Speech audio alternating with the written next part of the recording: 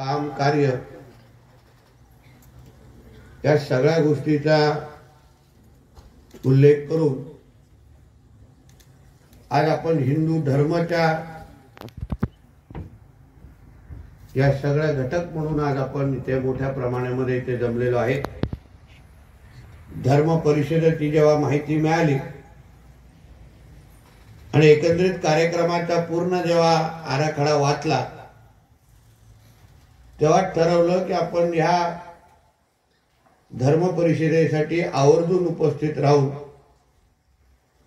हिंदू धर्म म्हणून आपण एक दुसऱ्याबरोबर राहणं, उभं राहणं, ताकद देणं आणि हिंदू धर्माचा प्रसार करणं हे आपल्या सगळ्यांचं परम कर्तव्य असल्यामुळे मी आवर्जून आज आपल्या इथे शुभेच्छा देण्यासाठी इथे उपस्थित झालेलो आहे। माझ्या अगोदरच्या मान्यवरांनी अतिशय विस्तृत जाऊन काही माहिती दिली। त्या मठांच्या माध्यमातून हिंदू धर्माचं काम आणि हिंदू धर्माला सुरक्षित ठेवण्याचं काम किती प्रामाणिक पद्धतीने होत आहे याची माहिती आपल्या समोर मांडलेली आहे। मला अभिमान वाटतो की आमच्या ह्या सिंधुदुर्गाच्या आंबोलीच्या भागामध्ये आपल्या माध्यमातून चालू असलेलं काम आणि हिंदू धर्माला ताकद देणं, हिंदू धर्माचा कवच म्हणून आपण सगळेजण पुढे येणं हे माझ्या हिशोबाने फार महत्त्वाची बाब आहे आणि आपण सगळेजण अतिशय ताकदीने या गोष्टी करत असल्यामुळे मला आपल्या सगळ्यांवर सार्थ अभिमान आहे। आवर्जून मी आपल्याला इथे उल्लेख करेन। सगळ्याच गोष्टी आज बोलत असताना हिंदू धर्म म्हणून आपण सगळ्या जणांनी आयुष्य जगत असताना आपल्या धर्माला प्राथमिकता देणं हे फार गरजेचं आहे। दिवसभरामध्ये ज्या ज्या काही कामं आपण करतो, जे काय आपण प्रवास करतो, त्या सगळ्या गोष्टीमध्ये आपल्या धर्माला प्राधान्य देत तो प्रवास करणं हे माझ्या हिशोबाने काळाची गरज आहे।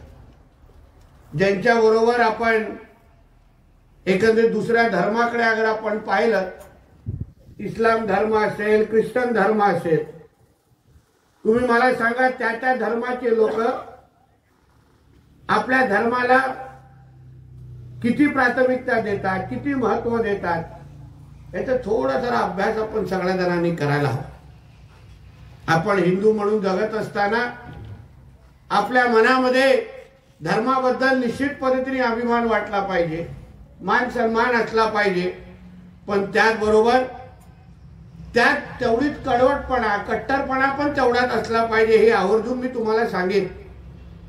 नुसतं आपण अंगावर भगवा घातलं तर म्हणजे हिंदू होत नाही हे आवर्जून आपल्याला इथे उल्लेख करेल। हिंदू होत नाही आवर्जून आपल्याला इथे उल्लेख करेल। पण या हिंदू धर्मासाठी आपण किती टोकावर जाण्यासाठी तयार आहोत, किती अंगावर घेण्यासाठी तयार आहोत याही गोष्टीची मोजमापन कधीतरी आपण करायला हवं आणि त्या दृष्टिकोनातून आपण आपल्या आयुष्याचा हा प्रवास करायला हवा। शेवटी आपला हा भारत देश हा एक हिंदू राष्ट्र आहे। कोणी कितीही बोललं, कोणी किती आपल्याला प्रश्न विचारला, आपण प्रत्येकाने आपल्या मनामध्ये बांधून टाकलं पाहिजे की माझा हा देश हा हिंदू राष्ट्र आहे, हा हिंदूंचा देश आहे आणि म्हणून ह्या देशामध्ये काही करत असताना, कुठलेही निर्णय घेत असताना सर्वात पहिलं हिंदूंची बाजू घेणं हेच आपलं परम कर्तव्य स्वीकारून आपण पुढे गेलो पाहिजे हे मी तुम्हाला आवर्जून इथे सांगतो। मला काही जण येतात आणि माझ्याकडे सर्व धर्म समभावची एकंदरीत व्याख्या किंवा काही गोष्टी मांडायला सुरुवात करतात। मला सर्व धर्म समभाव हा कधीही इस्लामिक राष्ट्र आणि ख्रिश्चन राष्ट्रामध्ये मांडण्याची कोण हिंमत पण करणार नाही, कारण का त्यांना माहिती आहे की तो विषय मांडला तर तो किती काळ जिवंत राहील हा फार मोठा प्रश्नचिन्ह आहे। पण हे सगळे विश्लेषण, ही सगळी माहिती ही फक्त आपल्या समोरच कसं मांडायचं, आपल्यालाच कसं पटवून द्यायचं का आपला देश बघा किती सेक्युलर आहे, आपल्या इकडे भाईचारा आहे, आपल्या इकडे अन्य धर्मांना बरोबर घेऊन आपण ह्या देशामध्ये जगलं पाहिजे। हे जे काय टेप रेकॉर्डर आपल्या समोर चालू असतं ते कुठे ना कुठेतरी त्याला बंद करण्याची गरज आहे. आपण स्पष्ट भूमिका घेतली पाहिजे. या देशामध्ये आपल्याला राहायचं असेल, या देशामध्ये आपल्याला वारायचं असेल, तर इथे पहिलं हिंदूंचंच हित बघितलं जाईल आणि मग सगळ्या जणांना मोजलं जाईल. ही आपल्या व्याख्या ठेवून जेव्हा आपण पुढे प्रवास करू, मी तुम्हाला सांगतो हिंदू समाज म्हणून 90% आपले प्रश्न सगळे सुटतील. कारण का काय होतं, आपणच कधी कधी प्रश्नचिन्ह निर्माण करायला सुरू करतो. आता आमच्या बांद्यामध्ये आम्हा लोकांना आमच्या सहकाऱ्यांना भगवा मोठा ध्वज तिथे उभं करायचा होता. आता हिंदू राष्ट्रामध्ये भगवा ध्वज अगर उभं करायचं असेल तर त्याला परवानगी घेण्याच्या मागे पुढे आम्ही का करावं, हा मुळामध्ये माझा प्रश्न आहे. कितींदा आपण प्रवास करत असताना बघा जिथे पाहिजे तिथे हिरवे झेंडे उभे असतात. कोण परवानगी घ्यायच्या भानगडीत पडतो, कोण विचारायला भानगडीत पडतो. त्यांना वाटतं त्यांचा धर्माचा झेंडा तिथे असला पाहिजे, झेंडा लावतात, मोकळे होतात. मग काय सगळेच नियम कायदे फक्त हिंदूंसाठी आहेत का? सगळे नियम फक्त हिंदूंनीच पाळावे का? म्हणून मी नेहमी आपल्याला सांगतो, प्रशासनालाही सांगतो, आपणही सगळ्यांनी लक्षात ठेवलं पाहिजे की जो नियम अन्य धर्माला लागतो तोच नियम हिंदू धर्माला लागेल तर त्या गोष्टी मान्य आहे. नाहीतर हिंदूंसाठी वेगळे नियम आणि अन्य धर्मांसाठी नियमच नाही, अशा गोष्टी आपल्या हिंदू राष्ट्रामध्ये चालता कामा नये. आणि हे तुम्ही सगळ्यांनी चालून देता कामा नये, ही शपथ खरं म्हणलं तर या धर्म परिषदेच्या निमित्ताने घेतली पाहिजे. आपण या धर्म परिषदेतून निघत असताना आपण आपल्या मनामध्ये हिंदू धर्माबद्दल किती आपण कडवट आहोत हे फक्त शब्दामध्ये आणि कपड्याच्या माध्यमातून दाखवून उपयोग नाही, पण ती कृतीतून पण दाखवण्याची गरज आहे. तुम्ही बघा आजूबाजूला आपल्याला जय श्रीराम म्हणण्याचा कधी कधी विरोध होत चाललेला आहे. पण तुम्ही विचार करा, आपण जय श्रीरामचा विरोध होतो, आपण आपल्या भारतामध्ये काही गोष्टी सहन करतो. पण तेच अगर कोणाला आपण अल्लाहू अकबर म्हणण्यासाठी अगर रोखलं तर किती लोक त्या निमित्ताने जमा होतील आणि आपल्याला आपल्या शरीराला तिथे त्या पद्धतीने ठेवतील तरी का, आपल्यावर किती हल्ले होतील याचा कधीतरी आपण विचार करायला.